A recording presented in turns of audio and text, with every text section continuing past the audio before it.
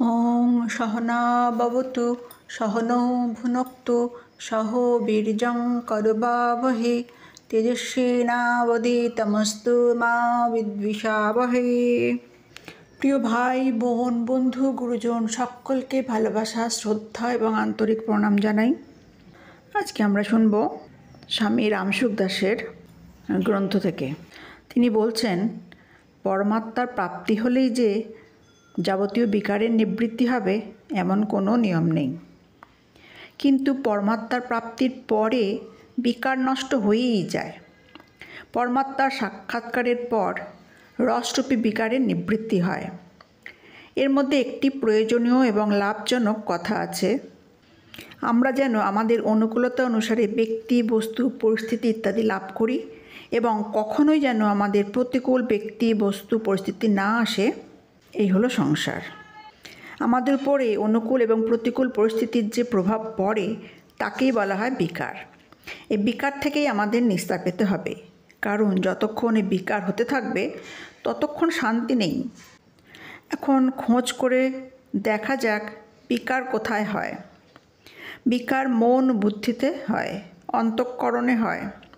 অতএব বিকার করণের মধ্যে হয়ে থাকে, কর্তার মধ্যে নয়। অনুকূল পরিস্থিতিতে আপনি আনন্দিত হন, প্রতিকূল পরিস্থিতিতে দুঃখিত হন। সুখী এবং দুঃখিত হওয়া এই হলো দুটি অবস্থা। এই দুই পরিস্থিতিতে আপনি দুভাগে বিভক্ত হয়ে গেলেন না একই রইলেন, এই বিষয়টি বিচার করুন। সুখের অবস্থাতেও আপনি সেই একই, আবার দুঃখের অবস্থাতেও সেই একই। এ কথা তো সত্যি নাকি? বাস্তবে পরিস্থিতি তৈরি হয় মন এবং বুদ্ধিকে কেন্দ্র করে, কিন্তু এগুলিকে আপনি নিজের বলে মনে করেন। এই হলো আপনার সবচেয়ে বড় ভুল। আপনি সুখ ও দুঃখের পরিস্থিতি অনুযায়ী নিজেকে সুখী বা দুঃখিত বলে মনে করেন। সুখ দুঃখের প্রভাব অন্তরে পড়লে আপনি নিজে সুখী বা দুঃখিত হয়ে পড়েন। বাস্তবে আপনার মধ্যে কোনো বিকার আদৌ হয়নি, বিকার ঘটেছে অন্তঃকরণে। সুখ এবং দুঃখ এই দুটি সম্পর্কেই আপনি জানেন। এই দুটিকে সেই জানতে পারে যে নিজে এই দুটি থেকে ভিন্ন।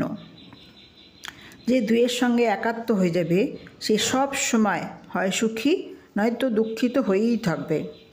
যে সুখেও থাকে আবার দুঃখেও থাকে সেই একমাত্র সুখ এবং দুঃখ, এই দুটিকে জানতে পারে। সুখ আলাদা এবং দুঃখ আলাদা। যার অবস্থান এই দুটির থেকে ভিন্ন সেই দুটিকে জানতে পারে।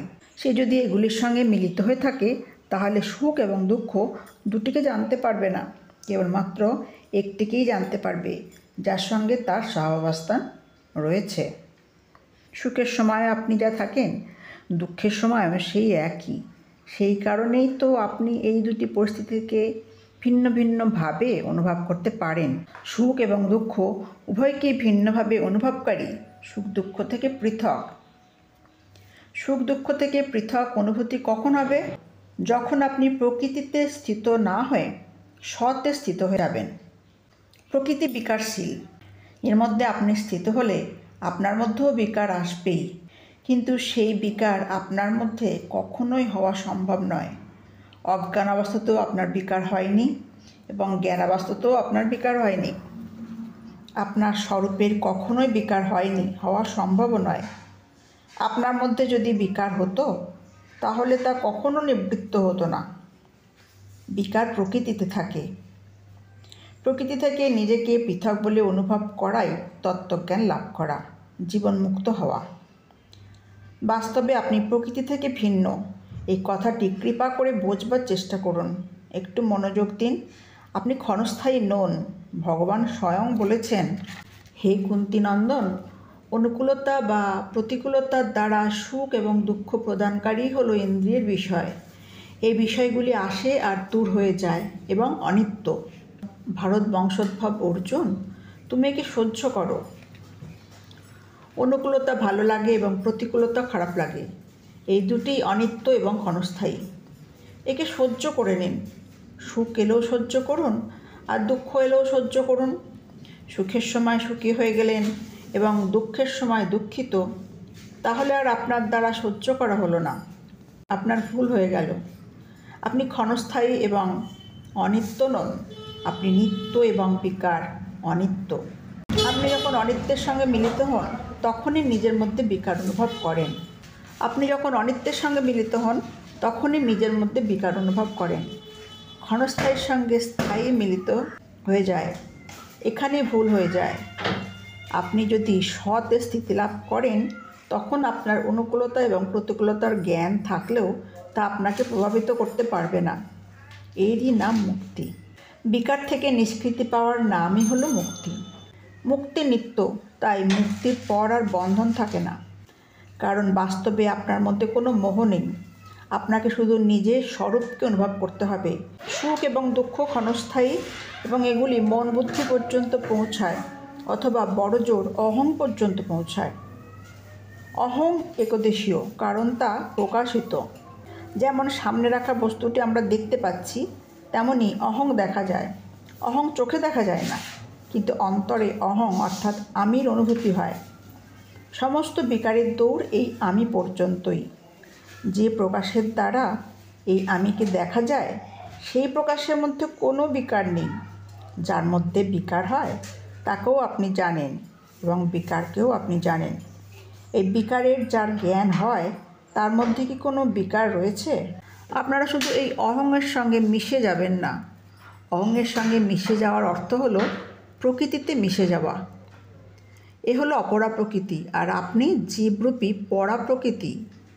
পরা প্রকৃতি জগৎকে ধারণ করেছে, জগৎকে ধারণ করবার জন্যই বিকারে আবদ্ধ হয়েছে।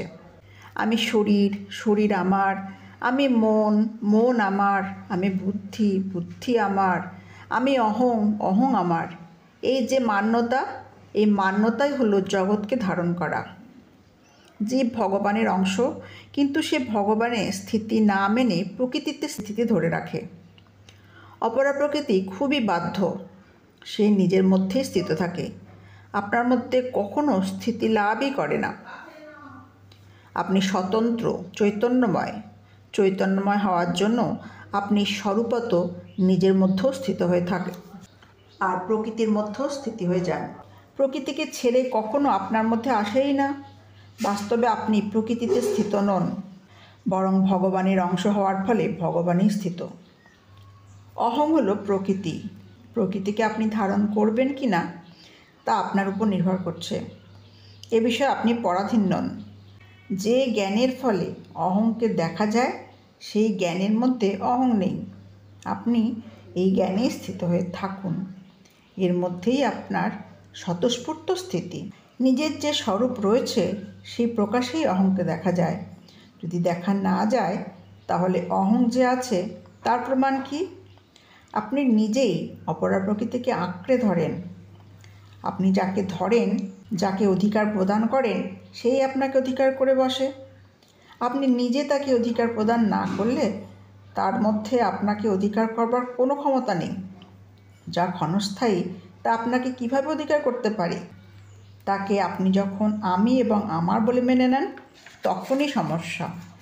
অহং কে যে আপনি আঁকড়ে ধরেন তা কিন্তু কোনো প্রমাণের ভিত্তিতে নয়, বরং নিজে স্বাতন্ত্র্যভাবেই আঁকড়ে ধরেন। এ বিষয়ে কেউ আপনাকে সাহায্য করে বা ধরিয়ে দেয় না।